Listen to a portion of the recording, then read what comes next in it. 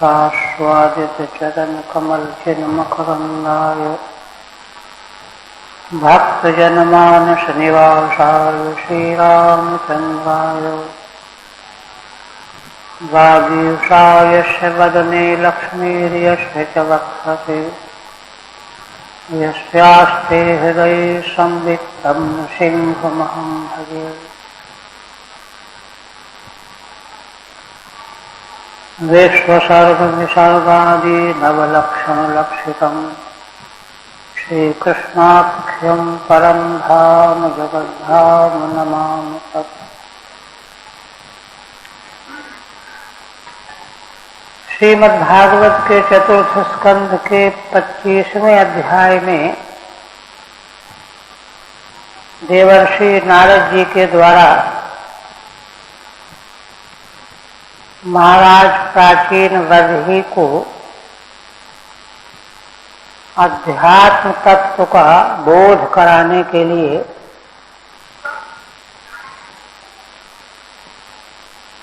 पुरंजनोपाख्यान का निरूपण कर रहे हैं।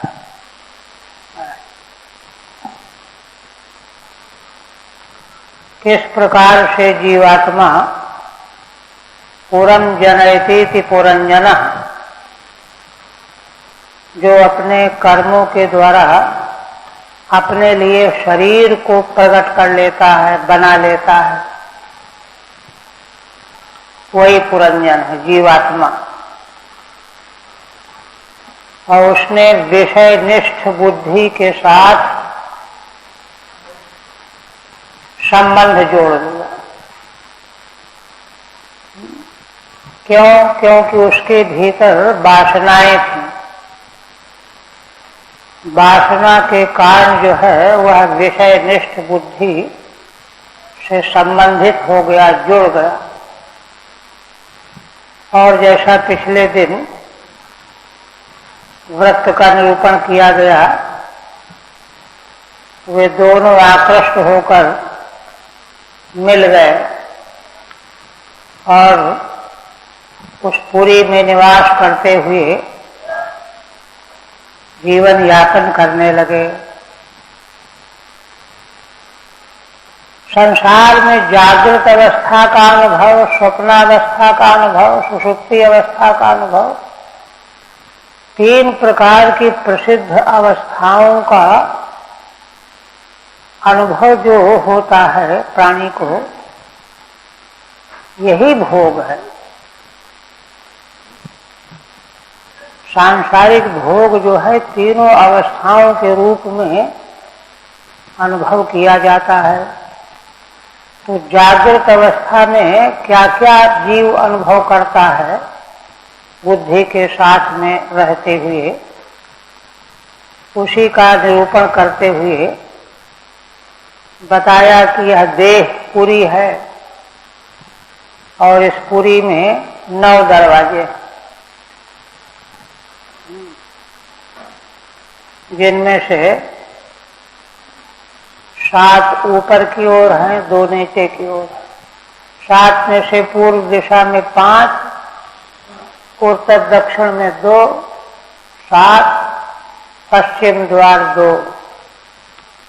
तो इन द्वारों के द्वारा जीवात्मा पुरंजन किस प्रकार से भोग प्राप्त करता है, इसी का निरूपण कर रहे थे। 48 तक हुआ था। माने 2 नेत्र रूपी द्वार और 2 नासाच्छेद रूपी द्वार, 4 द्वारों का निरूपण हो गया।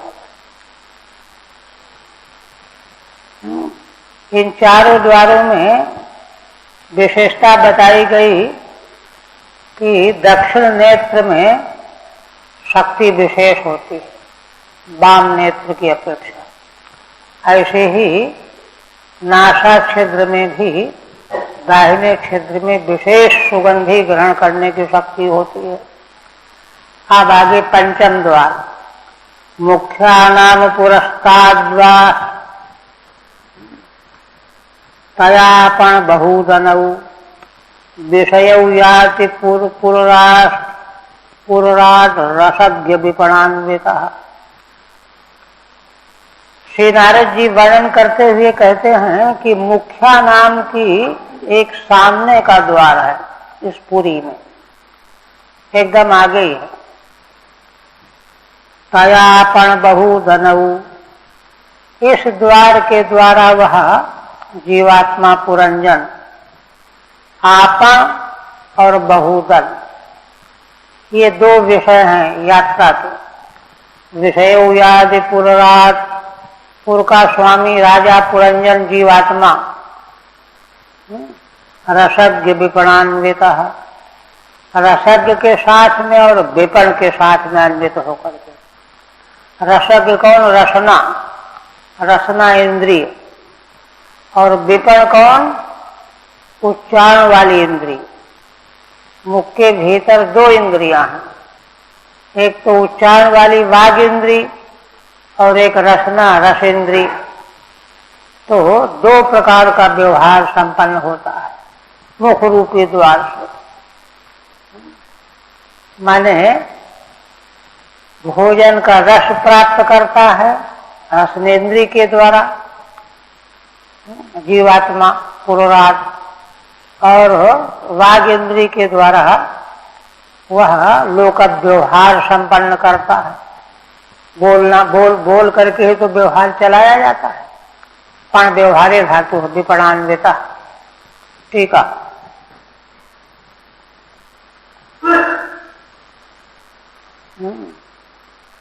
मुख्य प्रधाना आश्यम, सम्मुख जो मुख्य द्वार है पंचम, मुख्य का मतलब प्रधान, वह क्या है? मुख्य रूप, मुख रूप। आश्यम मुखम। आपणो भाषणम, आपन का अर्थ है भाषण करना, पण व्यवहारे। बहुदन चित्रमन्नम, और बहुदन चित्र विचित्र प्रकार के अन्न का रसास्वाद रसना इंद्रिय के द्वारा। वाग इंद्रिय के द्वारा संभाषण होता है, रसनेन्द्रिय के द्वारा अन्न का रस ग्रहण करता है। बहुओदन इत्यनुक्ति ही परोक्षवादत्वाय। तो कहते बहुदन क्यों कहा? बहुओदन कहना चाहिए। तो कहते हैं कि बहुओदन नहीं कहा है, परोक्षवादत्वाय। यह सारा कथन परोक्षवाद है। परोक्षवाद का मतलब संकेत से तत्व का निरूपण है, जीवन दर्शन ही तो है यह। रसज्ञम रसनेन्द्रियम, रसज्ञ को साथ में लेकर के बहुदन का अनुभव प्राप्त करता है। रसज्ञ कौन? रसनेन्द्रियम। विपणो वागेन्द्रियम, विपण माने वागेन्द्रिय, दो इंद्रियां ताभ्याम अन्विता। इन दोनों इंद्रियों से अन्वित होकर के पुरुषार्थ जीवात्मा दो प्रकार के विषयों का अनुभव करता है। इसी प्रकार से पितृहूर्न पुरियाद्वार दक्षिणेन पुरंजन राष्ट्रम दक्षिण पंचालम याति श्रुतधरान्विता। इसके बाद दोनों कानों का वर्णन करते हैं। 5 के बाद 2 कान, 2 7 हो जाएंगे। तो उनमें से दक्षिण द्वार जो है, दक्षिण कर्ण, पितृहु नाम का है। पितृहु नाम का द्वार, इस द्वार का नाम पितृहु क्यों है अब स्पष्ट करेंगे। पितरों के द्वारा आवाहन किया जाता है। पितृहु द्वार का नाम इसलिए है कि दक्षिण कर्ण के द्वारा जीवात्मा पितृलोक प्राप्त करता है। कैसे प्राप्त करता है उसका टीका में स्पष्ट कर। पुरंजन जीवात्मा इस दक्षिण कर्ण रूपी द्वार से यात्रा करता है, कौन कहाँ जाता है? राष्ट्रम दक्षिण पंचालम, दक्षिण पंचाल देश की यात्रा करता है, राष्ट्र की। याति श्रुतधरान्वितः, किसके साथ में जाता है? श्रुतधर माने श्रोत्र इंद्री, श्रोत्र इंद्री के साथ में जीवात्मा पुरंजन दक्षिण पंचाल देश की यात्रा करता है। ठीक है। दक्षिण नेति न तृतीया, श्रीधर स्वामी कहते हैं कि दक्षिणेन में तृतीया विभक्ति नहीं है, किंतु दक्षिणस्याम दिश इत्यस्मिन् अर्थे तद्धितो अयम एन प्रत्ययो अव्यय संज्ञा। दक्षिण शब्द से दक्षिणस्याम दिश इस विग्रह में तद्धित का एन प्रत्यय हुआ। एन प्रत्यय जिस पद से होता है वो अव्यय संज्ञा हो जाती है, शुभ कल्लुक हो जाता है। इसलिए तृतीयांत न होकर के एन प्रत्ययांत अव्यय है। इसी प्रकार से उत्तरेण जो अग्रिम श्लोक में आएगा वहां पर भी दिग्वाची उत्तर शब्द से सप्तमी के अर्थ में एन प्रत्यय है। दोनों जगह ही वही बात है, इसलिए दक्षिण तृतीयांत नहीं है। अयमर्था, इसका अर्थ क्या है? कहते हैं कि देखो, पंचानाम विषयाणाम अन्यतो अनवगतानाम, 5 विषय जो अन्य मार्ग से अवगत नहीं होते। प्रकाशाय अलम इति पंचालम शास्त्रम, 5 प्रकार के विषयों का प्रकाशन करने वाला शास्त्र है पंचाल राष्ट्र, वहां जाता है पुरंजन। श्रवण काले च बलाधिक्या दक्षिण कर्ण प्रथमम प्रवर्तते, पीछे से नेत्र के लिए, नासा छिद्र के लिए दक्षिण को अधिक बलशाली बताते चले आ रहे हैं। तो उसी प्रकार से श्रोत्र में भी दक्षिण कर्ण जो है अधिक बलशाली है, बलाधिक्य है। तो जो ज्यादा बलशाली होगा उसी कान से ज्यादा सुनाई पड़ेगा। प्रथमम प्रवर्तते, इसलिए दाहिना कान पहले प्रवृत्त होता है। अच्छा, शास्त्र 2 प्रकार का है, प्रवृत्ति का प्रतिपादन करने वाला, निवृत्ति का प्रतिपादन करने वाला। शास्त्रे च प्रथमम श्रोतव्यम, शास्त्र में सबसे पहले सुनने योग्य क्या होता है? कर्मकांड, साधन कांड। इत्येतावता साम्येन, इसी समता के कारण, पहले ज्ञान कांड को सुन लेंगे तो कर्म कांड सुनने मन ही नहीं लगेगा। इसलिए प्रथमम कर्म कांडम श्रोतव्यम इति एतावता साम्येन, इस साम्य से, जैसे कान सबसे पहले दाहिना वाला सुनता है, वैसे 2 प्रकार के शास्त्र में सबसे पहले श्रवणीय कर्मकांड वाला शास्त्र है। ये साम्य है दोनों में, विषय और इंद्रिय में। प्रवृत्त संज्ञस्य कर्मकांडस्य दक्षिण कर्णेन श्रवणम इष्यते, इसलिए प्रवृत्त कर्मकांड संज्ञा वाला जो शास्त्र है उसको दक्षिण कान से श्रवण इष्ट है। अतः तदर्थम अनुष्ठाय, इसलिए जब कर्मकांड को सुनेगा तो उसके अर्थ का अनुष्ठान करेगा। अनुष्ठान करेगा तो पितृ भी आहूता, पितरों के द्वारा उसका आवाहन किया जाएगा। पितृलोक प्रापकम पितृयानम प्रपद्यते, पितृलोक को प्राप्त कराने वाला पितृयान मार्ग को प्राप्त करता है।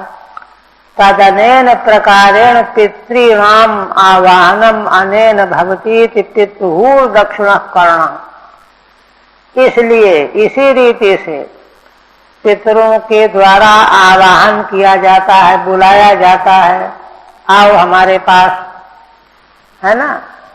इसलिए यह दक्षिण कर्ण जो है पितृहु नाम का कर्ण कहा जाता है। एवं तद वैपरीत्येन उत्तर कर्णो देवहू। इसी तरह से इससे विपरीत बायां कर्ण है ना, उत्तर कर्ण, वह देवहू नाम का कहा जाता है। क्यों? देवयान मार्ग वाला शास्त्र पढ़ता है। तथा च व्याख्यास्यति, यही बात पुरंजनोपाख्यान के 5वें अध्याय में स्पष्टीकरण करते समय व्याख्या की जाएगी। पितृहु दक्षिणा कर्ण उत्तरो देवहू स्मृतः, आगे व्याख्या में बताएंगे। दक्षिण कर्ण पितृहु नाम वाला है, उत्तर देवहू नाम वाला है ना। दो तरह के कान हैं, दोनों कानों से दो तरह के शास्त्र सुने जाएंगे। दक्षिण कर्ण से प्रवृत्ति वाला शास्त्र कर्म कांड, और उत्तर कर्ण से निवृत्ति वाला शास्त्र ज्ञान कांड। प्रवृत्तम च निवृत्तम च शास्त्रम पंचाल संगीतम, यह जो प्रवृत्त और निवृत्त शास्त्र है उसी को पंचाल कहा जाता है। तो दक्षिण पंचाल का मतलब कर्म कांड वाला शास्त्र, उत्तर पंचाल का मतलब ज्ञान कांड वाला शास्त्र। पितृयानम देवयानम श्रोत्राच्छुत धरात ब्रजेत इति, वह जो पुरंजन जीवात्मा है वो पितृयान मार्ग से जाता है, देवयान मार्ग से जाता है। किस श्रोत्र के साथ में? श्रुतधर नाम है जिसका, श्रुतधर माने श्रोत इंद्री, उसके साथ में जाता है। वही कहते हैं देवहूर नाम पूर्याद्वा उत्तरेण पुरंजना, है ना। उत्तर वाला जो कर्ण है देवहू नाम का द्वार है, देवताओं के द्वारा आवाहन किया जाता है। तो इसलिए उस उत्तर कर्ण वाले देवहू नामक द्वार से पुरंजन राष्ट्रमुत्तर पंचालम याति श्रुतधरान्विता। श्रुतधर माने श्रोतेंद्री, दोनों में श्रोतेंद्री वही है, उसी के साथ वह दक्षिणयान में जाता है और उसी श्रुतधर के साथ में उत्तर पांचाल को जाता है ना। इस प्रकार से ये 7 द्वारों का उल्लेख हो गया। अब नीचे वाले 2 द्वार, आसुरी नाम पश्चाद्वा तया याति पुरंजना, ग्रामकम नाम विषयम दुर्मदेनु समन्विता। इसके बाद पश्चिम दिशा में आसुरी नाम का द्वार है। आसुरी नाम क्यों किया? अशुषु इंद्रियार्थेषु रमन्ते इति असुराः, इंद्रियों के विषयों में जो रमण करने वाले हैं वे असुर हैं। अशुषु इंद्रियार्थेषु, है ना, माने लौकिक विषय भोग में रमण करने वाले, उस द्वार का नाम आसुरी द्वार है। उस द्वार से पुरंजन जाता है। कहाँ जाता है? ग्रामकम नाम विषयम, ग्रामक नाम के विषय में। ग्रामक नाम का विषय माने ग्राम में विषय, स्त्री समागम आदि। दुर्मदेन समन्वित, दुर्मद नाम का श्रेष्ठ इंद्रिय से समन्वित होकर के। ठीक है। असुरा इंद्रियारामाः, इंद्रियों के विषयों में ही रमण करने वाले असुर होते हैं। तेषाम इयम आसुरी शिष्णद्वाः, उन्हीं असुरों का यह द्वार है, आसुरी द्वार है, शिष्णद्वाः, शिष्ण इंद्रिय। ग्रामकम माने ग्रामस्थ जनानाम कम सुखम व्यवायम, ग्रामीण लोगों का सुख उतना ही होता है। कम सुखम व्यवायम। दुर्मदेन गुह्येन्द्रियेण, गुह्येन्द्रिय दुर्मद के साथ में सांठगांठ करके जाता है। एक द्वार और रह गया, निरतिर नाम पश्चाद्वा तया याति पुरंजना, निरति नाम वाला जो 9वां द्वार है उससे पुरंजन जीवात्मा जाता है। कहाँ जाता है? वैशसम नाम विषयम, वैशस नाम का विषय, मल त्याग जहां हो। लुब्धकेन समन्वितः, लुब्धक के साथ में वायु इंद्रिय से समन्वित होकर के जाता है। ठीक है। निरति नाम गुदः मृत्यु द्वारत्वात्, निरति नाम गुदा रूप द्वार है क्योंकि मृत्यु का द्वार है। वैशसम मल विसर्जनम, मल विसर्जन होता है। लुब्धकेन माने पायुना, पायु इंद्री है, पायु इंद्री के द्वारा साथ में वह जाता है मल विसर्जन के लिए। तेन उत्क्रांतस्य दुख प्राप्तिर लुब्धक साम्यम, है ना। गुदा मार्ग से जब प्राण निकलता है तो दुख की प्राप्ति होती है, मृत्यु हो जाती है। इसलिए उसको लुब्धक माने शिकारी से समान कहा गया। लुब्धकेन माने शिकार करने वाले के साथ में, है ना, हत्या करने वाले। फिर कहते हैं कि 9 द्वारों के द्वारा जीवात्मा कहाँ जाता है, क्या ग्रहण करता है, यह सब विवेचन हो गया। जागृत अवस्था में सब प्रकार के विषयों का किस रीति से जीवात्मा अनुभव करता है ये बता दिया गया। अब एक बात और कहते हैं, अंधावनीशाम पौराणाम निर्वाक पेशस कृताउभौ अक्षणवताम अधिपतिस्ताभ्याम व्याति करोति चो। ये जो पूर्व में रहने वाले पूर्ववासी हैं, ये तो इनको दिखाई देता है। अक्षणवताम माने नेत्र वाले हैं,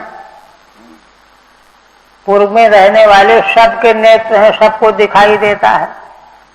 उसी पूर्व में 2 व्यक्ति ऐसे हैं जो अंधे हैं। अमीशाम अक्षणवताम पौराणाम मध्य इमौ अंधौ, ये 2 अंधे नागरिक हैं।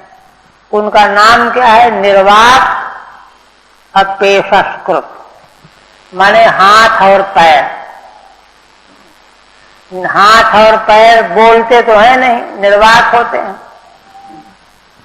पेशस्कृत है ना, उनको जहां चाहो वहां चल लो। ये दोनों अंधे नागरिक हैं, बाकी सब नेत्र वाले हैं, है ना। अक्षणवताम अधिपति, जीवात्मा नेत्र वाले नागरिकों का अधिपति है। तो वह जब कभी रहता तो नेत्र वाले लोगों के पूर्व में है, किंतु जब आता जाता है कहीं तो सहयोग करने वाले ये 2 नागरिक होते हैं, सहयोगी, हाथ और पैर। ताभ्याम याति करोति च, इन्हीं दोनों अंधे सेवकों के साथ में वह यात्रा करता है, जाता है। पांव से चल के जाएगा और हाथ से करेगा। याति करोति च, ठीक है। अमीशाम मध्य निर्वाक पादः, इन द्वारों के पूर्ववासियों के मध्य में निर्वाक एक पाद है, बोलता नहीं। पेशस्कृत हस्तः, हस्त है। ताउभौ अंधौ, ये दोनों अंधे हैं। छिद्राभावात्, क्योंकि नेत्र जो देखने वाले हैं तो गोलक होता है ना, इनमें तो गोलक है नहीं, हाथ में न पैर में। ये तो सपाट है, छिद्राभावात्, इसलिए अंधे हैं। स्वतो ज्ञान क्रिया सत्य भावाच्च, स्वयं जो है हाथ कुछ नहीं जानता क्या करना चाहिए, पैर भी कुछ नहीं जानता कहाँ जाना चाहिए। ये दोनों अंधे हैं। अक्षणवताम इंद्रियवताम देहानाम अधिपति पुरंजना, जो नेत्र वाले देहधारी हैं प्राणी हैं उनका अधिपति पुरंजन जीवात्मा है। त्वगेन्द्रियस्यानुक्ति सर्वेष्वंतर्भावात्। तो कहते हैं कि त्वगेन्द्रिय का कथन क्यों नहीं किया नारद जी ने? तो त्वगेन्द्रिय का सभी के साथ में अंतर्भाव हो गया। श्रोत्र के साथ में, चक्षु के साथ में, घ्राण के साथ में, त्वगेन्द्रिय तो सर्वत्र है, व्यापक है, इसलिए अलग से उसका कथन नहीं किया। सात यद्यन्तःपुरगतो विषुचीनं समन्वितः मोहम प्रसादम हर्षम वा याति जायात्मजोद्भवम्। अब ये जो तीनों अवस्थाओं के, जागृत आदि अवस्थाओं के द्वारा जो इस प्रकार से अनुभव हो रहा है संसार का, उसी में और आगे बात कहते हैं। सा माने पुरंजना, यदि माने यदा, अंतःपुरगतः। अंतःपुर कौन है? हृदय। जिस समय वह हृदय में जाता है। विषुचीनम समन्विता। विषुचीन कहते हैं मन को। मन के साथ हृदय में जब पहुंचता है, अंतर्मुख होता है, तो क्या होता है? मोहम प्रसादम हर्षम वा याति जायात्मजोद्भवम्।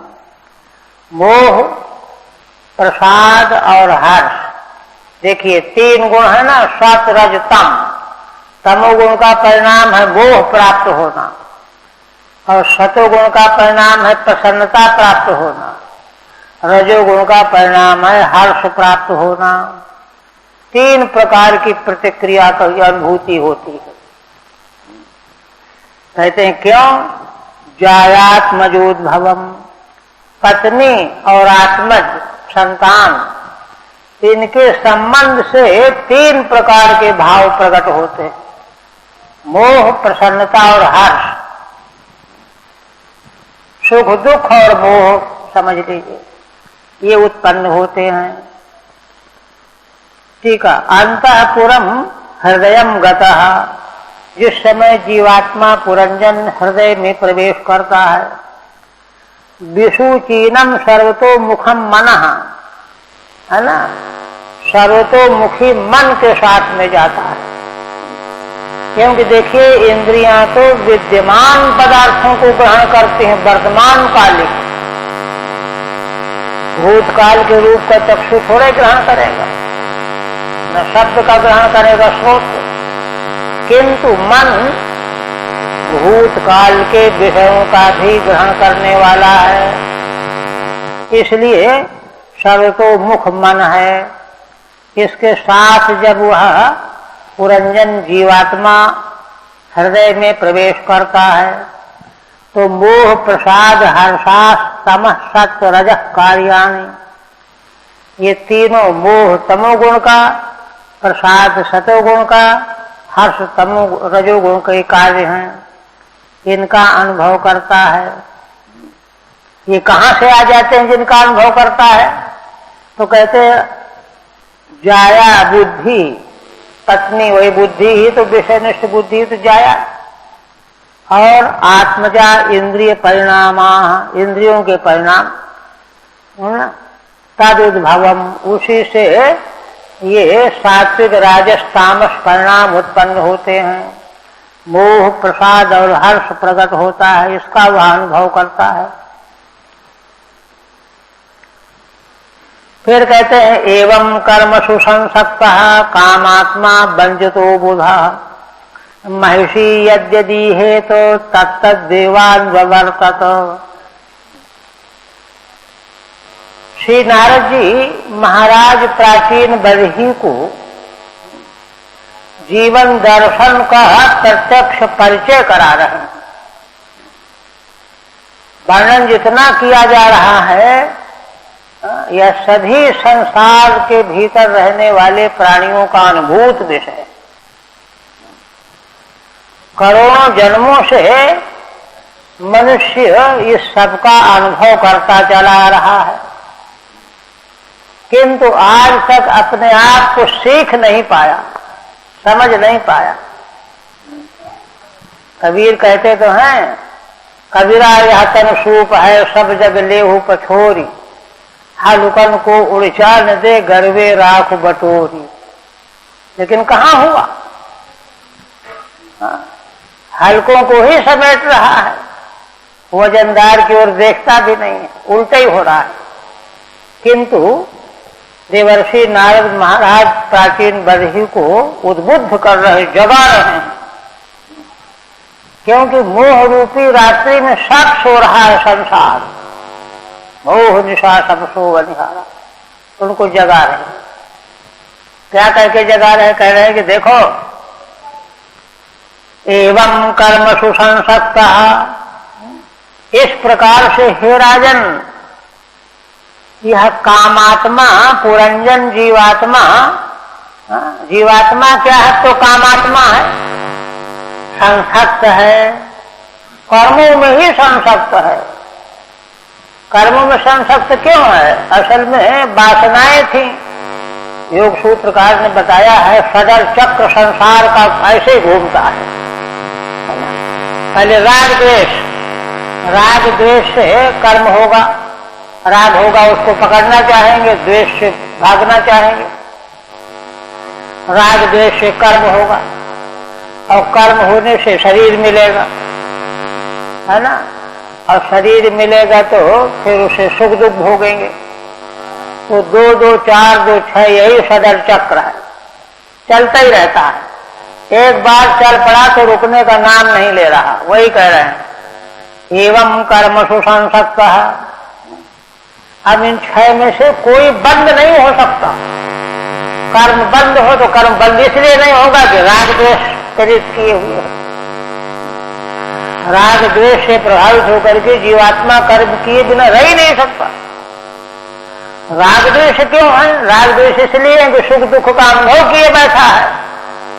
रबड़ी का स्वाद उसको मालूम है, बहुत सुंदर होती है, ये सुख दुख का अनुभव है। तो सुख दुख का अनुभव उसको लालच में डाल करके कर्म में लगाता है कि फिर से रबड़ी मिले। तो इस तरह से ये तीनों जो जोड़े से हैं यही सदर चक्र है। एक बार चल करके यह रुक नहीं सकता। तो कामात्मा बंजतो बुधा, कहते हैं कि ऐसा इसको क्या हो गया है, कहते हैं अरे ये वंचित हो गया है, ठग लिया गया है। क्यों ठग लिया गया, अबुधा है, मूर्ख है, अज्ञानी है, उसको अपने का होश ही नहीं है कि मैं नित्य शुद्ध बुद्ध मुक्त चेतन तत्व हूं, ये बोध ही नहीं उसको।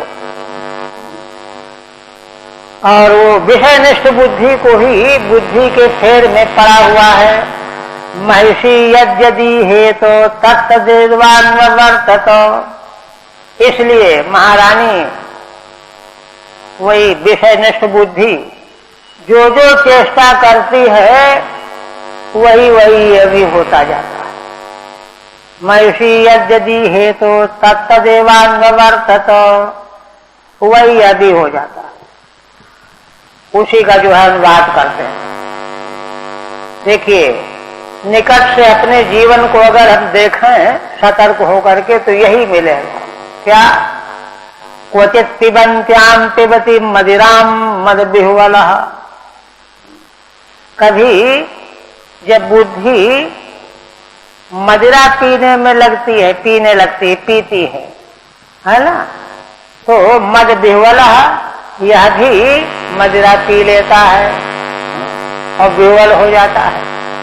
पीते तो बुद्धि है लेकिन उसको लगता है कि मैं पी रहा हूं, मैं विह्वल हो रहा हूं। अश्नन्त्याम क्वचिदश्नाति जक्षत्याम सह जक्षति, और कभी वह खाती है बुद्धि तो यह भी खाने लगता है। जक्षत्याम सह जक्षति, उसके जब उसको चलते देखता है तो यह भी चलने लगता है। ठीक है, जक्षत्याम भक्षयन्त्याम, अस्ना, अच्छा पहले अस्नन्त्याम है,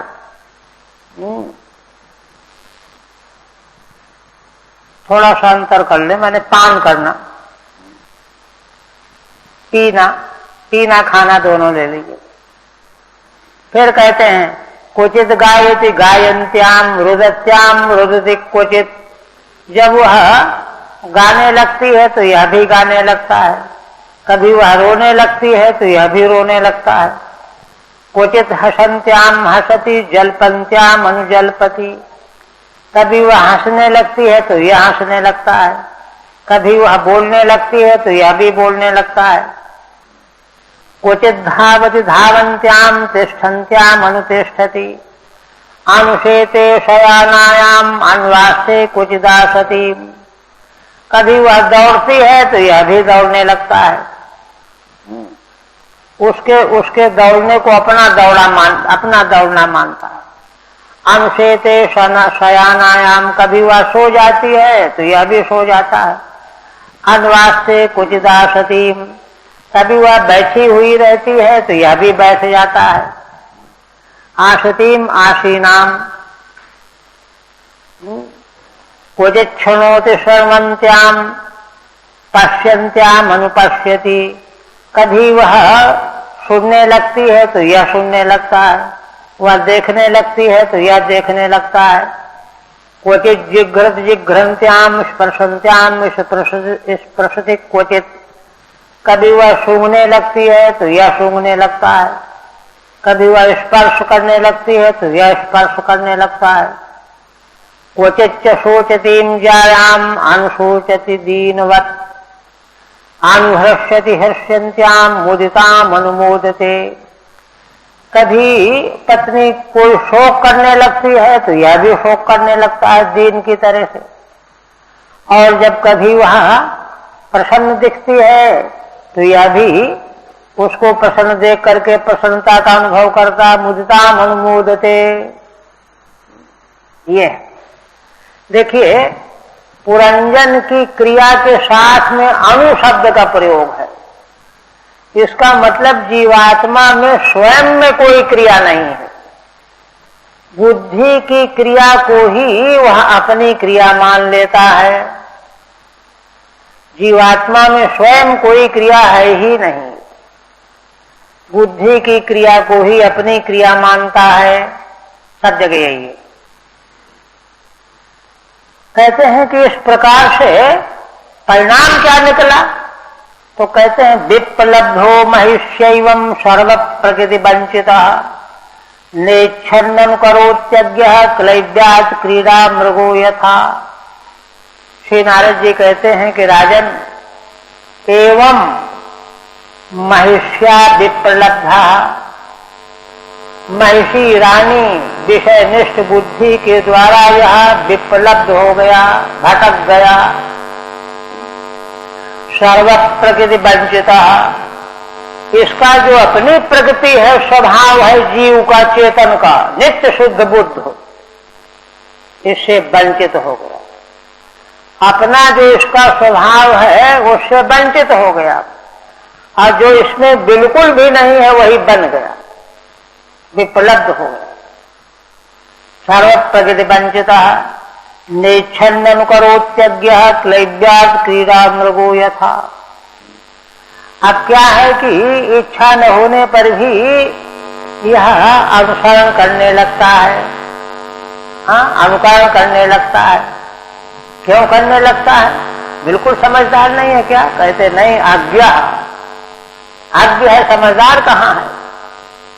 क्लैब्यात् क्रीडा मृगो यथा, जैसे खेलने के लिए कोई बंदर पकड़ के घर में ले आता है, उसको बांध देते हैं खेल के लिए, इसी प्रकार से वह बुद्धि के द्वारा पकड़ के लाया गया क्रीडा मृग हो जाता है, खिलौना। ऐसी हालत उसकी हो गई। ठीक है। सर्वासंगत्वादि लक्षणा प्रगति ही, देखिए जीव का अपना स्वभाव क्या है, अपनी जिस प्रकृति से वंचित हो गया उसका संग कहीं किसी से कभी है ही नहीं, सबसे असंग है। वेदांत शास्त्र में तो बहुत विस्तार से विवेचन किया गया है ना। आत्म तत्व तो निर्वय है, निर्गुण है। निर्वय का किसी से संबंध हो ही नहीं सकता। संबंध जब भी होगा तो सावयव पदार्थ का सावयव पदार्थ के साथ में होगा। एक सावयव हो एक निर्वयव हो तो संबंध नहीं होगा, और दोनों निर्वयव हो तब तो संबंध होने का प्रश्न ही नहीं। तो चेतन जीवात्मा जो है निर्वयव है, सर्वासंगत्वादि लक्षणा प्रकृति, सबसे सदा असंग है, ऐसी प्रकृति है, माने स्वभाव है, उससे वंचित हो गया, दीन बन गया। सर्वथा प्रकृत्या वंचित इति वा, अथवा दूसरी व्याख्या माने अपना जो उसका स्वभाव प्रकृति माने स्वभाव उससे वंचित हो गया, अथवा प्रकृति जो विषयनिष्ठ बुद्धि उसके द्वारा उसके सारे लक्षण धूल में मिला दिए गए, वंचित कर दिया गया, ठग लिया गया। सर्वथा प्रकृत्या वंचित इति वा, नेच्छन अनिच्छन, इच्छा न होते हुए भी, क्यों क्लैब्यात् पारवश्यात्, क्लीब हो गया है, परवश हो गया है। और ये जो परिणाम है, देखिए देवलोक में कोई ऐसा नहीं कि यह न हो, और लोक में तो होने का प्रश्न ही नहीं। यह पारवश्य की महिमा। हरि ओम तत्सत् श्रीमद्भागवते महापुराणे चतुर्थ स्कंधे पुरंजनोपाख्याने पंचविंशोऽध्याय। आप देखिए 5 अध्याय का जो पुरंजनोपाख्यान है उसका पहला अध्याय पूरा हो। अब आगे संस्कृति का और दूसरा अध्याय प्रारंभ कर रहे हैं। श्रीधर स्वामी कहते हैं कि 26वें अध्याय का क्या विषय है? षड्विंशे मृगयाव्याजात स्वप्न जागरणोक्तितः। अभी तक देखिए जागरण अवस्था का, जागृत अवस्था और सुषुप्ति अवस्था, स्वप्नावस्था अभी नहीं कही गई। तो अब दूसरे 26वें अध्याय में मृगया माने शिकार खेलने के बहाने पुरंजन शिकार खेलने जंगल जाता है। यह सारा कथन स्वप्नावस्था का वर्णन है। स्वप्नावस्था में जीव क्या क्या करता है, कैसे कैसे भटकता है, ये वर्णन करने जा रहे है ना। स्वप्न जो है ना, मृगयात् व्याजात स्वप्न जागरणोक्तितः। और फिर जब शिकार खेल करके लौट करके आया तो फिर बुद्धि के पास आ गया, फिर जागृत हो गया। जागरण अवस्था है क्या? बुद्धि से संबद्ध होना, बुद्धि को छोड़ देना जो है स्वप्नावस्था हो गई। तो इसलिए कहते हैं कि इसी अध्याय में स्वप्नावस्था का वर्णन है और अंत में जागरण का वर्णन है। दोनों उक्तियां हैं। सद्बुद्धि त्याग योगाभ्याम, है ना। सद्बुद्धि का त्याग किया पहले उसने, तब शिकार खेलने गया। स्वप्न जब जाता है तो इस देह से संबंध तो हट जाता है। स्वप्न देखने वाला थोड़े समझता है कि मैं कहाँ हूं, कौन हूं। वो तो नए शरीर होता है उसका। तो सद्बुद्धि त्याग, पहले सद्बुद्धि का त्याग किया स्वप्नावस्था में, और फिर जब शिकार खेल करके लौटा तो फिर योग हो गया। तो सद्बुद्धि त्याग योगाभ्याम, इन दोनों में संस्कृति है। सद्बुद्धि का त्याग करके भी कोई मुक्त थोड़े हो गया, बंधन में ही पड़ा हुआ है।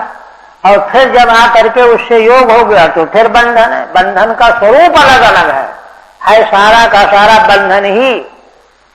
संस्कृति सा प्रपंचते, इस प्रकार से सद्बुद्धि के त्याग और ग्रहण दोनों से संस्कृति पुरंजन को कैसे प्राप्त होती है यह वर्णन किया जाएगा।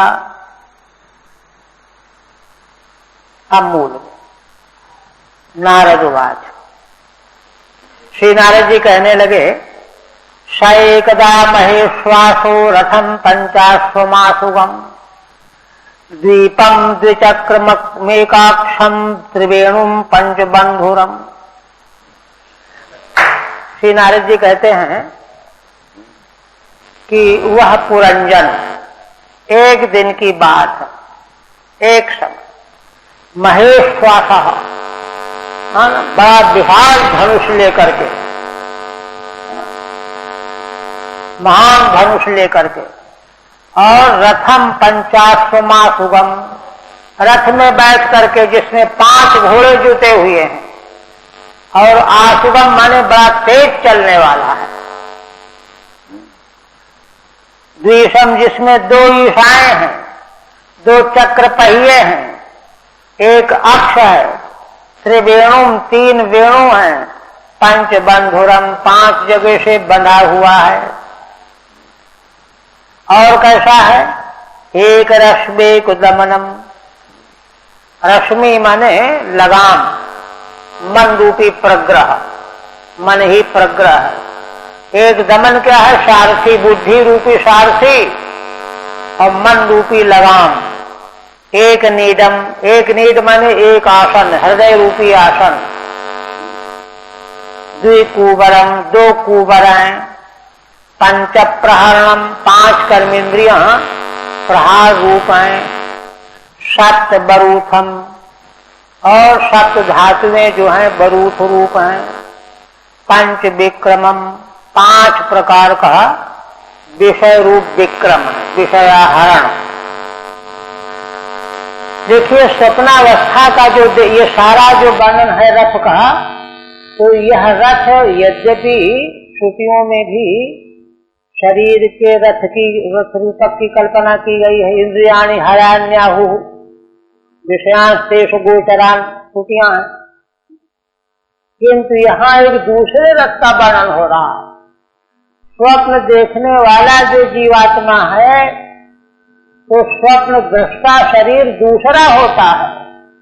इस शरीर से थोड़े हम स्वप्न देखते हैं, स्वप्न देखने वाला शरीर ही दूसरा होता है। उस शरीर के रथ की रूपक कल्पना है। जो स्वप्न दृष्टा शरीर है उसके रूपक की कल्पना है। 3 श्लोकों में टीका देखिए, कहते हैं तदेवं आत्मनः उपाधिकृतां सुषुप्तावस्थां जागृत अवस्थां चोक्त्वा। श्रीधर स्वामी कहते हैं कि इस प्रकार से पूर्वोक्त अध्याय में आत्मा माने जीवात्मा की बुद्धि रूपी उपाधि से सुषुप्ति अवस्था और जागृत अवस्था, बुद्धि जब संबद्ध नहीं है तो सुषुप्ति है, और बुद्धि का संबंध है तो जागृत अवस्था है। ये दोनों अवस्थाओं का निरूपण हो गया। इदानीम स्वप्नावस्था माह, आज इस समय स्वप्नावस्था का संसार कैसा होता है ये बताने जा रहे हैं। 10 श्लोकों से यह वर्णन किया जा रहा है। पहले कहा गया कि स एकदम महेश्वासा, महेश्वासा माने महान ईश्वासो धनु, जिस पुरंजन के साथ महान धनुष हाथ में लिए हुए हैं। ये धनुष क्या है? आगे कह रहे हैं कर्तृत्व भोक्तृत्वाद्यभिनिवेश, मैं ये करूंगा, मैं ये करूंगा, मैं ये पाऊंगा, मैं ये पाऊंगा। कर्तृत्व भोक्तृत्व का अभिनिवेश रूप ही यह धनुष है, क्योंकि अभिनिवेश नहीं होगा तो जाएगा ही नहीं, है ना। कोई व्यक्ति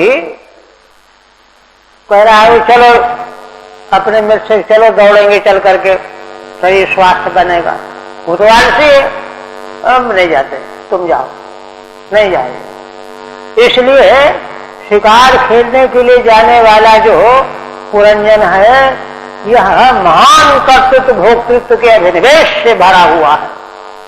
बड़ा उत्साह है उसको, जा करके इन पशुओं को मारूंगा, ये करूंगा, ये करूंगा, ये करूंगा। ये जो अभिनिवेश है, अभिनिवेश के बिना तो कर्म प्रवृत्ति नहीं होगी, तो वह उसका बड़ा भारी है, इसलिए महेश्वास कहा जा रहा है। अभिनिवेशो यश सा वह पुरंजन रथम आरूढ़, रथ में बैठ करके चला, वन में गया। 3 श्लोक का एक साथ अन्वय है। पंच प्रस्थम, कौन से वन में गया? पंच प्रस्थम वनम अगाध। पंच प्रस्थम माने 5 तरह के विषय जहां भरे पड़े हैं वहां गया, मेले में गया। अगाधि तृतीय नान्वय, पंचप्रस्थ नामक वन में गया, ऐसा 3रे श्लोक में अन्वय होगा। रथम तदानीमेव विधृतम, सीधा स्वामी कहते हैं कि देखो यह रथ जागृत वाला नहीं, यह रथ तदानीमेव विधृतम, उसी समय रथ में बनाया उसने और बैठा उसमें। विधृतम स्वप्न देहम, स्वप्न देह, स्वप्न देह रूपी रथ है यह। जागृत देह से सत संवत् स्वरूप भोग्य पुरत्वेन उक्तत्वात्, क्योंकि जागृत देह को तो पहले अध्याय में कह चुके हैं ना, 100 वर्षों तक उपभोग में आने वाला पुर है, नगरी है, वह तो जो का त्यों है। ये स्वप्न वाला देह दूसरा है, नया है, जो रथ बताए, जिसको रथ कहा जा रहा है। उक्तत्वात् पंच ज्ञानेन्द्रियाणि आस्वाह्यस्य, जिस स्वप्न देह रूपी रथ के 5 ज्ञानेन्द्रियां घोड़े हैं। और ध्यान दीजिए, ये इंद्रियां भी ये नहीं है, इंद्रियां भी नहीं है, दूसरी हैं पंच ज्ञानेन्द्रिय। आशुभम शीघ्र गतिम, बहुत तेज चलता है। तभी तो स्वप्न देख रहा है कि हम दिल्ली में हैं, फिर देखने लगा कि बंबई पहुंच गए 5 मिनट में। तो शीघ्र गतिम द्वे अहंता ममते ईशे, इसकी ईशा दंड रथ में लगा रहता है। वे क्या है? अहंता ममता। क्योंकि अहंता ममता नहीं होगी तो रथ तैयार ही नहीं होगा। रथ बैठने के लिए बनेगा कैसे? सामग्री चाहिए। अहंता ममता ईशा दंड है ना, दंड के यश। और 2 चक्र कौन है? पुण्य पापे चक्रे यश, पुण्य और पाप, धर्म और अधर्म। ध्यान दीजिए, असल में जीव मात्र का जो जीवन चलता रहता है पुण्य पाप और मिश्रित कर्म का फल है। लेकिन कोई ये समझे कि स्वप्नावस्था में जो हमको दिखता है वह बिना कर्म के फल के थोड़े ही है, वह भी कर्म का फल ही है, पुण्य पाप से संबंधित है वह भी। इसीलिए स्वप्नावस्था में सुख भी मिलता है, दुख भी मिलता है। तो जितना सुख मिलता रहता है वो तो पुण्य का फल है, जो दुख मिलता है वो पाप का फल है। इसलिए ये पुण्य पाप ही 2 चक्र हैं, पहिए हैं।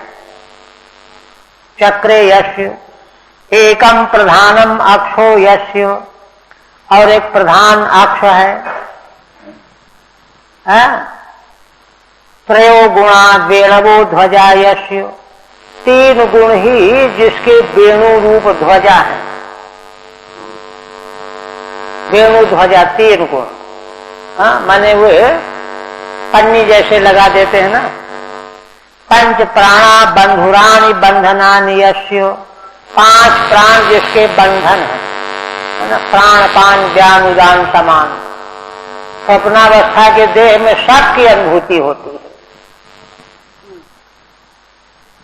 फिर कहते हैं एकम मनोरश्मि प्रग्रहो यस्य, ये स्वप्न का जो देह रूपी रथ है इसमें रश्मि लगाम क्या है?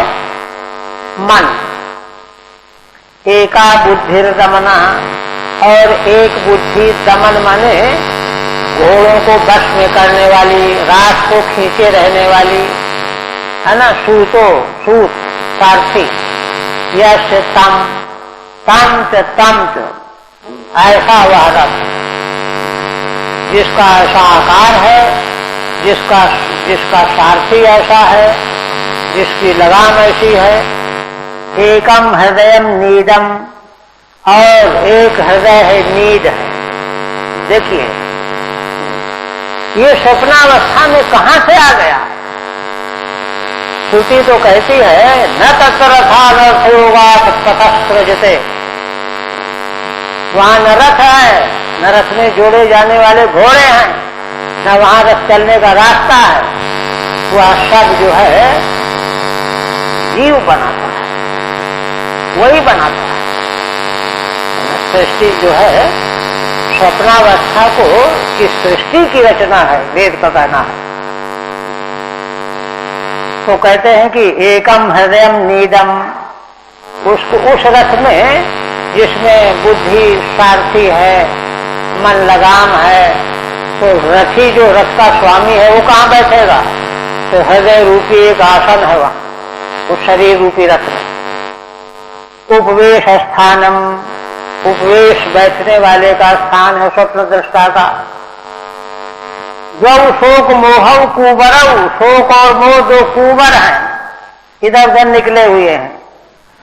युग बंधन स्थानम, युग के बंधन स्थान, दोनों को जोड़े हुए हैं। शोक मोह असल में क्या करते हैं?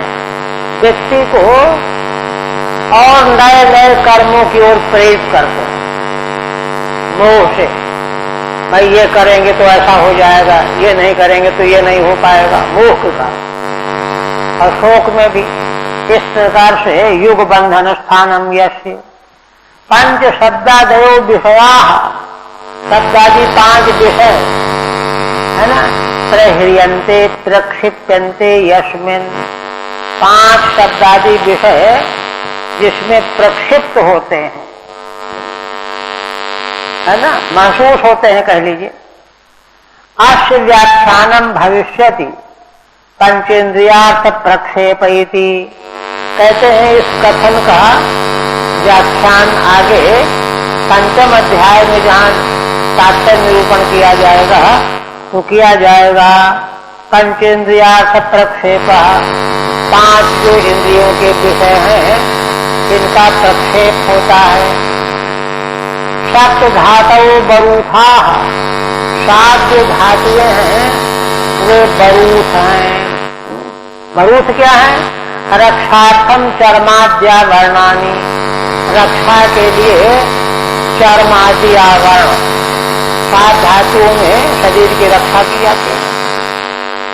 यस्य पंच कर्मेंद्रियां विक्रमा गति प्रकारा, यस्य 5 कर्मेंद्रियां, पैर से चलना, हाथ से पकड़ना, वाणी से बोलना, ये कर्म करने के प्रकार हैं। यही तो गति करेगा। चेष्टा और क्रिया जो है पंच कर्मेंद्रियों के अधीन होती है। उन्हें कहते हैं हैमोपस्कर्मारूह्य स्वर्ण वर्माक्षये सुधी, 11 चमूनाथ पंच प्रस्थमगाद बनम। कहते हैं कि ऐसे रथ में सोने के उपस्कर रखे हुए हैं, साधन उपकरण, उसमें बैठा वह पुरंजन, और स्वर्ण वर्माक्षये सुधी, स्वर्ण का कवच पहने हुए, शिकार करने वाले को कवच पहनना पड़ता है ना, स्वर्ण वर्मा है, और उसके साथ में अक्षय ईशुधि, तरकश, तरकश में बाण इतने ज्यादा हैं कि कम नहीं पड़ेंगे। इनको ले लिया उसने। 11 चमूनाथ पंच प्रस्थमगाद बनम, यहां अन्वय हुआ करके, है ना। 11 चमूनाथ, 11वां जो है उसकी सेना का स्वामी है, सेनापति, है ना, वह क्या है? मन। 11 चमूनाथ पंच प्रस्थमगाद बनम, है ना, 5 प्रस्थ वाले वन को गया शिकार खेलने के लिए। टीका, हैमोपस्करम सौवर्णाभरणम, स्वर्ण के आभरण धारण किए हुए है, वस्तुएं, सामग्री। स्वर्ण वर्मा, सोने का कवच, वर्म कवचम, रजोगुणाव्रत। इसका तात्पर्य क्या है? रजोगुण से आवृत है। रजोगुण जो है कर्म में लगा देता है, रजः कर्मणि भारत, सत्वम सुखे संजय रजः कर्मणि भारत। हाँ, तो रजोगुण जो है कर्म में प्रवृत्ति भी करता है, रजोगुण में जो है वैभव ऐश्वर्य का भी आधिक्य होता है, इसलिए स्वर्ण के कवच से वह आवृत है। अक्षय सुधि, अक्षय तर्कस, ये सुधि निसंग, निसंग वही तर्कस। अनंत वासना अहंकार उपाधि, अनंत वासनाओं के अहंकार की उपाधि से युक्त है। मुझे ये करना है, ये करना है, फिर ये करना है, फिर ये करना है। अनंत प्रकार की वासनाओं का अहंकार की उपाधि से उपहित होकर के जा रहा है। एकादशो मनोरूपा, 11वां कौन है? 10 इंद्रियां, ज्ञान इंद्रियां, कर्म इंद्रियां, 11वां अध्यक्ष मन ही वही सेनापति है। चमूनाथ सेनापतिर्यस्य, उसका सेनापति है।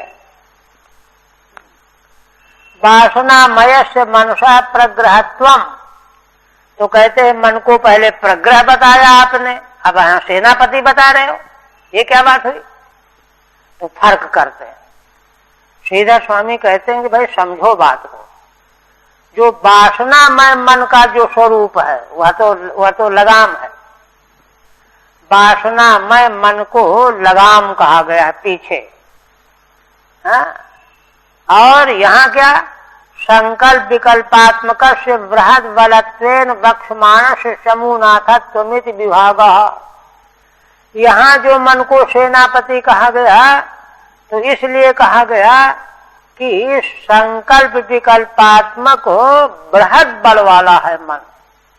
कितने संकल्प कितने विकल्प करता रहता। तो सेनापति जो है बलवान चाहिए ना, तो बृहद बल वाला होने से उसको चमूनाथ भी कहा गया। तो मन का आंशिक जो है प्रग्रह रूप है, रश्मि रूप है, और उसका आंशिक भाग सेनापति रूप में है। पंच प्रस्थम वन का नाम दिया है ना, तो पंच क्या है? शब्दादयो विषया, शब्दादि 5 विषय है ना। प्रस्थ है, प्रस्थाह, प्रस्थाह माने शानवः, शानु कहते हैं तलहटी को। भाई देखो गंध का स्वाद लेना है तो इस दिशा में जाओ, रूप का दर्शन करना उधर जाओ, उधर जाओ, उधर जाओ, 5 दिशाओं में है, वही शानु है। यस्मिन् तद् वनम, माने उस वन में जो जिसमें 5 विषय मौजूद मिलेंगे। भजनीयम देशमगात, किस लिए?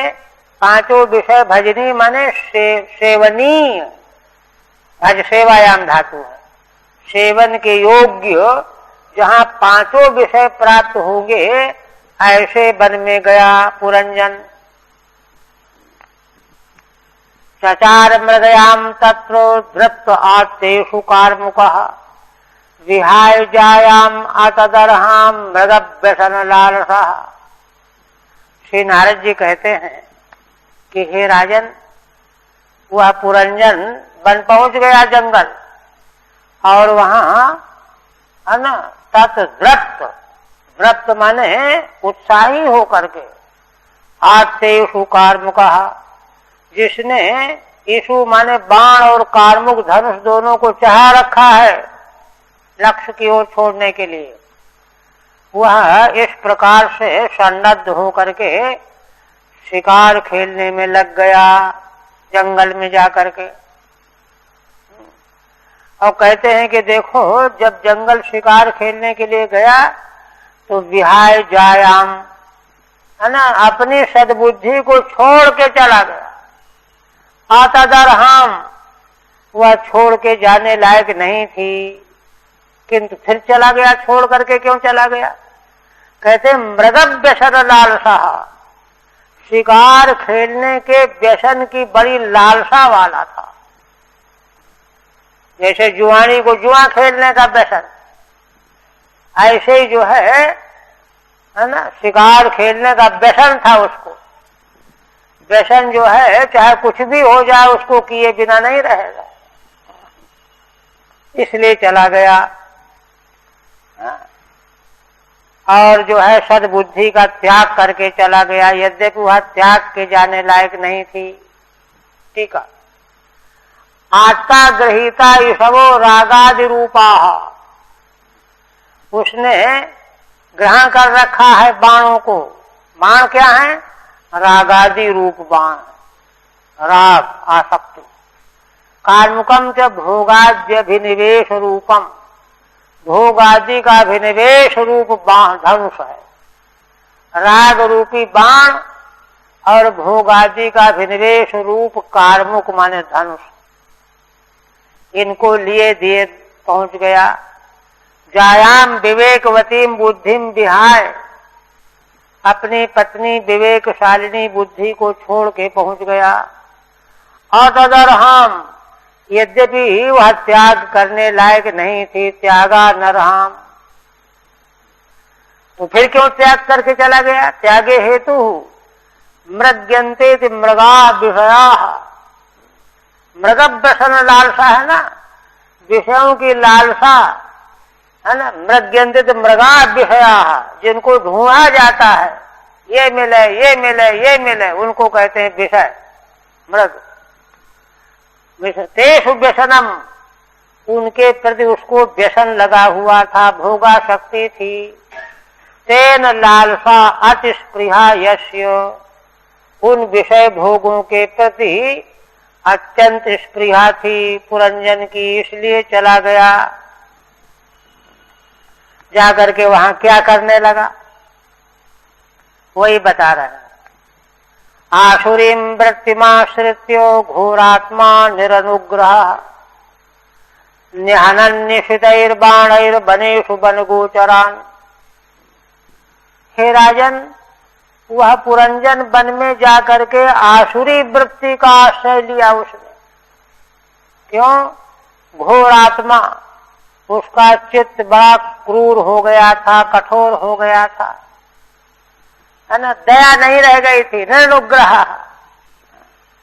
निहनन्निशितैर् बाणैः, बड़े पैनाए बाणों से जंगल में जाकर के वन गोचर पशुओं को मारने लगा, निर्दयी। ठीक है। बाणैः रागादि भी, रागादि बाणों के द्वारा, वनेषु भजनीय देशेषु, जहाँ जो जीव मिले, वन गोचरान भजनीय विषयान, सेवन करने योग्य विषयों को ग्रहण करने लगा। न्यहनत आत्मसात कृतवान, माने वहां पशुओं का तो मारना है, यहाँ क्या है? विषयों को आत्मसात करना। देखिए विषय भोग का क्या स्वरूप है। विषयी व्यक्ति विषय के प्रति आकृष्ट होकर के उसको आत्मसात कर लेना चाहता, ये बाहर न होकर के मेरे भीतर आ जा। सारे विषयों की यही हालत है। शब्द स्पर्श रूप रस गंध, पांचों विषयों की हालत यही है। तो राग से आकुल होकर के सब विषयों को आत्मसात करने लगा, ये है तात्पर्य। तो कहे आत्मसात कृतवान, कथा पक्षे तो स्पष्ट में वो, ये तो आध्यात्मिक अर्थ है। कथा पक्ष में तो पशुओं को मार रहा है, वो तो स्पष्ट ही अर्थ है। अब आगे कहते हैं कि अरे अगर वह शिकार खेल रहा है तो इसमें निंदा क्यों कर रहे हो उसकी? शिकार खेलना तो विधान है, उस पर कहते हैं। श्री नारद जी कहते हैं, तीर्थेषु प्रतिदृष्टेषु राजा मेध्यान पशून बने, यावदर्थमलम लुब्धो हन्यादिति नियम्यते। देखिए यहां वैदिक विषय आ गया। वेदों में 3 प्रकार के विधि वचन है। अपूर्व विधि, नियम विधि, परिसंख्या विधि। अपूर्व विधि तो हर संध्याम उपासित, जिसकी कहीं से प्राप्ति नहीं है, विधरत्यंत प्राप्त। नियमा पाक्षिके सति, और वेद में नियम विधि वहां होती है जिसका दूसरा पक्ष संभव है। तो संध्योपासन की विधि है अपूर्व विधि, व्रीहीन अवहंत यह विधि नियम विधि है। क्योंकि व्रीही को कूटना क्यों है? उनकी भूस को निकालना है, तो भूस को निकालने का दूसरा कोई रास्ता हो सकता है, किंतु नहीं, वह न करके आह्वानन के द्वारा ही व्रीही को निस्तुषीकरण करने पर ही अदृष्ट फल सिद्ध होगा। ये नियम विधि का मतलब। वेद मार्ग में जो कुछ बात कही गई उसको ज्यों का त्यों करना पड़ेगा। इसी तरह से तीसरी विधि पर संख्या विधि जो है, तत्र चान्यत्र च प्राप्त परिसंख्येत गीयते। पर संख्या विधि में जो है ना, रागाद प्रवृत्ति का संकोच कराया जाता है।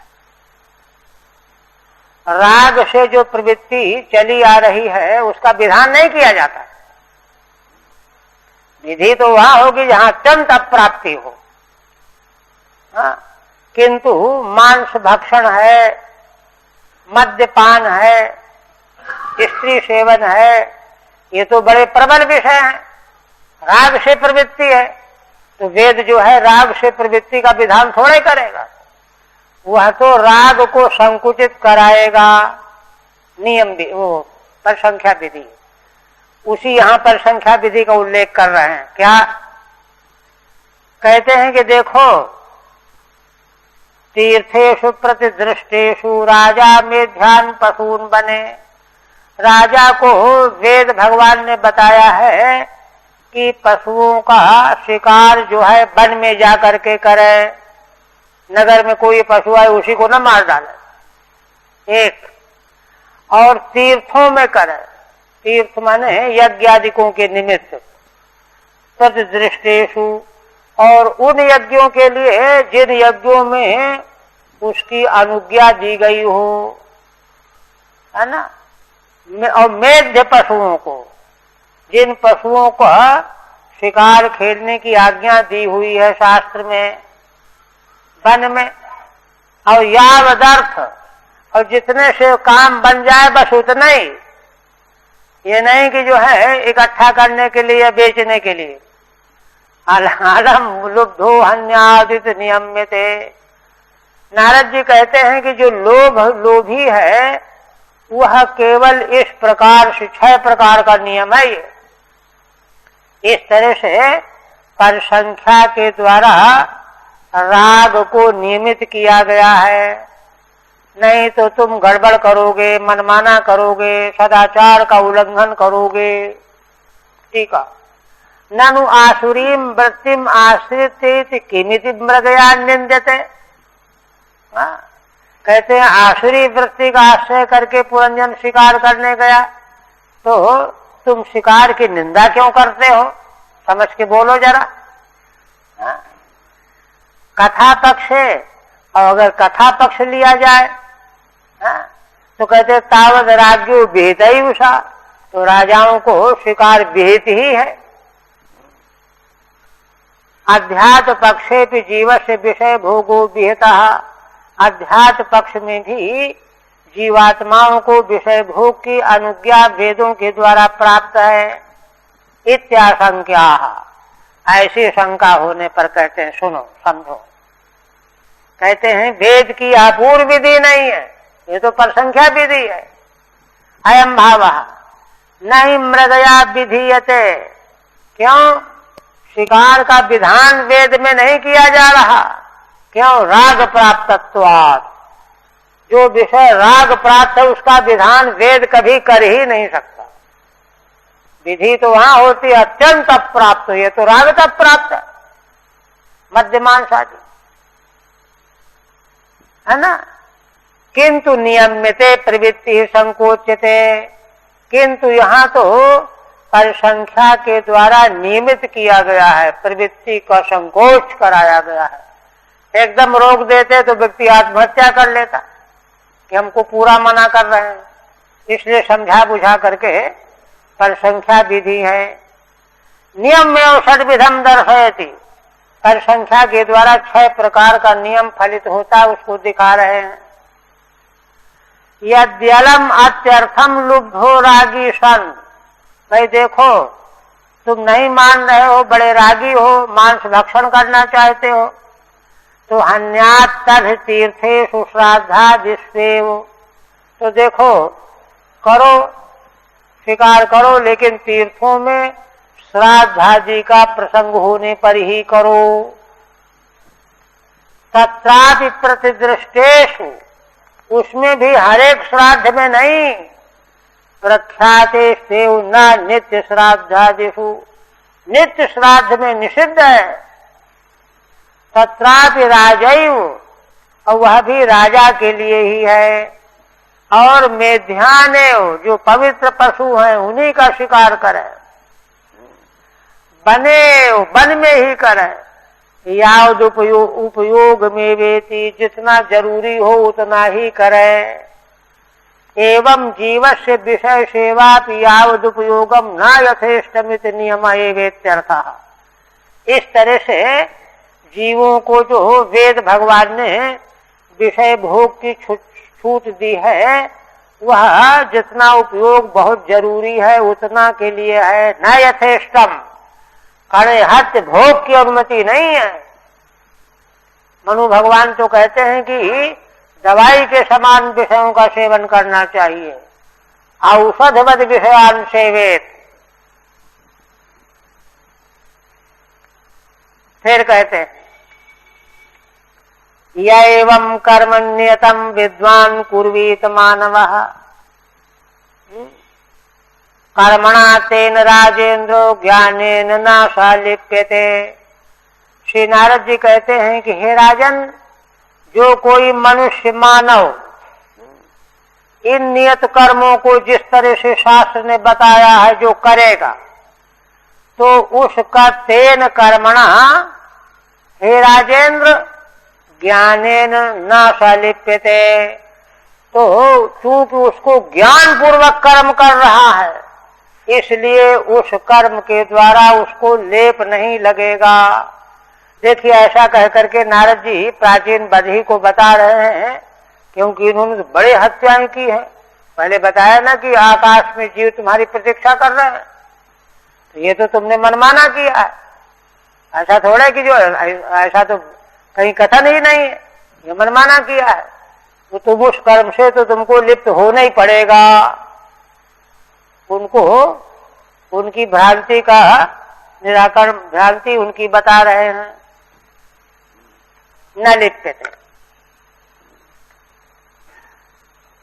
तो न आवश्यकत्व मिथ्याह, इसलिए शिकार जो आवश्यक नहीं है मृगया।